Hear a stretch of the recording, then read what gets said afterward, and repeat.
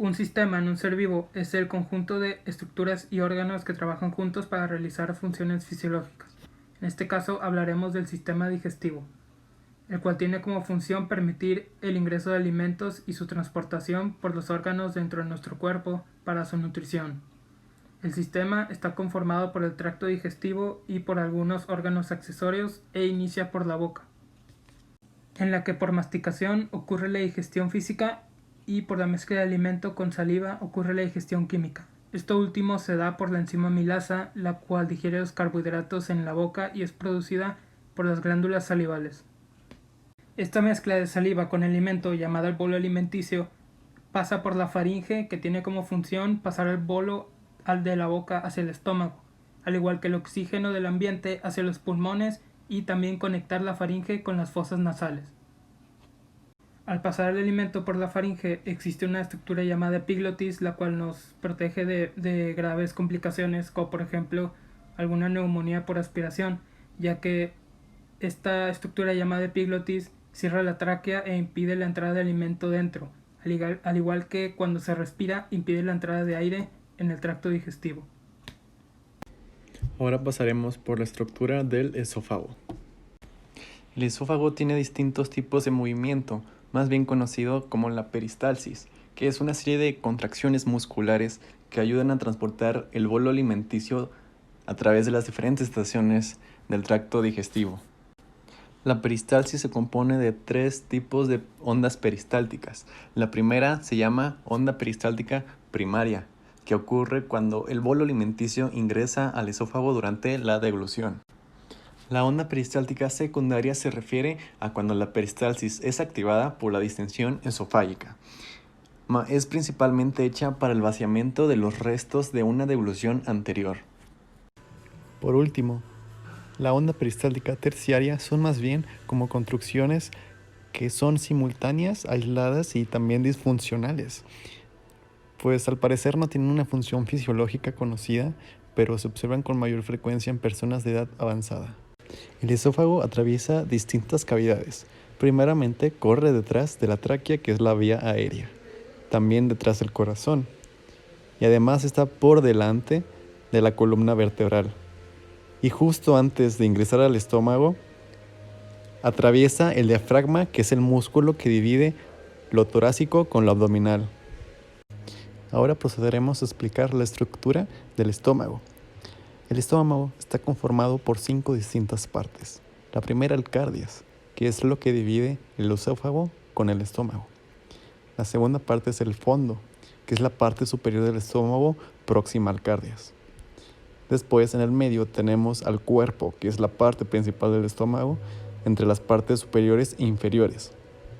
El antro es la parte inferior, donde se mezclan alimentos con los jugos gástricos. Y después el conducto pilórico o piloro es la última parte del estómago, que se utiliza para controlar el vaciado del contenido del estómago en el intestino delgado. En el estómago tenemos distintas sustancias involucradas.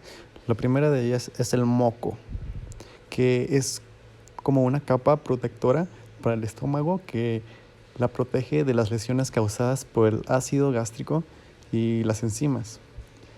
El ácido clorhídrico, que como podemos ver aquí, proporciona un ambiente sumamente ácido que es necesario para poder descomponer las proteínas de los alimentos consumidos, y también actúa como una barrera contra las infecciones, ya que elimina gran parte de las bacterias. Por último, la pepsina es la enzima principal del estómago, pues ayuda a descomponer las proteínas en aminoácidos y por ende su función principal es digerir proteínas. Después del estómago se encuentra el intestino delgado. Este intestino se divide en 3 partes, que son la primera parte, que es el duodeno, que se encarga de absorber calcio, magnesio y hierro. La segunda parte es el yeyuno, que se encarga de absorber hidratos de carbono y vitaminas B. Y la última parte, que es la que se conecta al intestino grueso, es el ilio, que se encarga de absorber proteínas, grasas y vitaminas. Buenas, yo hablaré del intestino grueso, el cual está conformado por ciego, colon ascendente, colon transverso, colon descendente y colon sigmoide. El colon ascendente, su función principal es conectar el intestino grueso con el intestino delgado. Y en el ciego se proyecta el apéndice. ¿Sí? En el colon transverso, su función principal es absorber agua y electrolitos como el sodio y el potasio. El colon descendente, su función principal es almacenar materia fecal, y el sigmoides se contrae para incrementar la presión, haciendo que los excrementos se vayan al recto. Buenas, ahí está. El recto, su función principal es recibir los materiales de desecho. En el hombre, el recto se encuentra posterior, o sea, atrás de la próstata. Aquí está el recto, ese es un dedo, ignórenlo. Este es el recto, esta es la próstata, se encuentra posterior a la próstata. Mientras que en la mujer, el recto, ahí está. El recto se encuentra posterior a la, el recto posterior a la vagina. ¿Sí? Esto de aquí. El tracto digestivo termina con el ano, el cual tiene 3 grupos principales musculares. Primero el esfínter interno, el esfínter externo y el elevador del ano. El esfínter interno, el cual se encuentra en la parte interior del recto, está compuesto por el músculo liso y es involuntario. El esfínter externo, que también se mueve de manera involuntaria, está compuesto por 3 grupos de fibras, que son el subcutáneo, el profundo y el superficial. Y por último, el elevador del ano, el cual está compuesto por los haces puborectal, pubococcígeo e iliococcígeo, y es el músculo más extenso de la pelvis. Este evita que las fibras desciendan por su peso y además retiene las heces por un mecanismo de válvula. Ahora procederemos a hablar del hígado. El hígado lo que hace es regular los distintos niveles químicos de la sangre, además de producir una sustancia muy importante para nuestro cuerpo llamada bilis, que ayuda a descomponer las grasas y las prepara para su digestión y absorción. El hígado tiene una relación anatómica con otros distintos órganos que forman parte de nuestro cuerpo. Por la parte superior tiene una relación anatómica con el diafragma, que como anteriormente mencionamos es el músculo que separa lo torácico con lo abdominal. Por la parte de abajo tiene una relación con el estómago, como aquí podemos ver, con una primera porción del duodeno, que es la primera parte del intestino delgado, con el ángulo hepático, con el colon transverso, una pequeña parte del intestino grueso y el riñón derecho. La vesícula biliar se encarga de almacenar la bilis que produce el hígado para liberarla durante la digestión y digerir las grasas. Para que la bilis pueda llegar a la vesícula biliar, tiene que pasar por el conducto hepático común, que se encuentra en esta parte, después pasa por el conducto cístico y se almacena en la vesícula biliar. Para que la bilis pueda salir de la vesícula biliar, tiene que pasar por el conducto cístico, posteriormente por el conducto colédoco, también conocido como conducto biliar común, y por la ampolla de Vater, que es la unión del conducto colédoco y el conducto pancreático.